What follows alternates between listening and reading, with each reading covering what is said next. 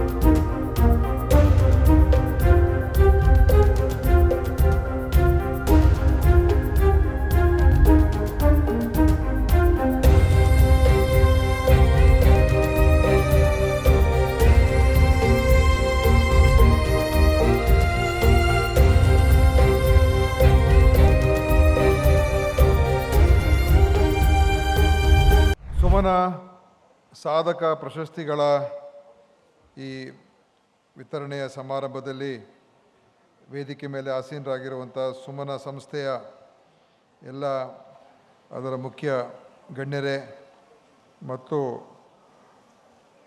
ಅವರ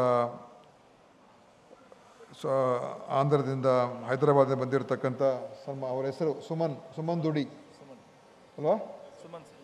ಸುಮನ್ ದುಡಿ ಅವರು, ಅವರ ಹೆಸರಿನಲ್ಲೇ ಈ ಚಾನೆಲ್ಲು ಕೂಡ ಪ್ರಾರಂಭ ಆಗಿರುವಂಥದ್ದು. ಹಾಗೂ ನಮ್ಮ ಸಪ್ತಗಿರಿ ಗೌಡರು ವೇದಿಕೆ ಮೇಲಿದ್ದಾರೆ ಮತ್ತು ಇತರೆ ಎಲ್ಲ ಗಣ್ಯರೇ ಬಂದಿರತಕ್ಕಂಥ ಎಲ್ಲ ಇವತ್ತು ಈ ಒಂದು ಸುಮನ ಪ್ರಶಸ್ತಿ ಏನಿದೆ, ಸಾಧಕರ ಪ್ರಶಸ್ತಿಯನ್ನು ಪಡ್ಕೊಳ್ತಕ್ಕಂಥದ್ದಕ್ಕೆ ಆಗಮಿಸಿರುವ ಎಲ್ಲ ಅರ್ಹ ಮತ್ತು ಅತ್ಯಂತ ಸಾಧನೆ ಮಾಡಿರ್ತಕ್ಕಂಥ ದಿಗ್ಗಜರೇ ಮತ್ತು ಬಂದಿರತಕ್ಕಂಥ ಇತರ ಎಲ್ಲ ಸ್ನೇಹಿತರೇ, ಸಹೋದರ ಸಹೋದರಿಯರೇ, ಇವತ್ತು ನಿಜವಾಗಲೂ ಒಂದು ಅತ್ಯುತ್ತಮವಾದಂಥ ಕಾರ್ಯಕ್ರಮ ನಡೀತಾ ಇದೆ ಅಂತ ಹೇಳಿದ್ರೆ ತಪ್ಪಾಗಲಾರ್ದು.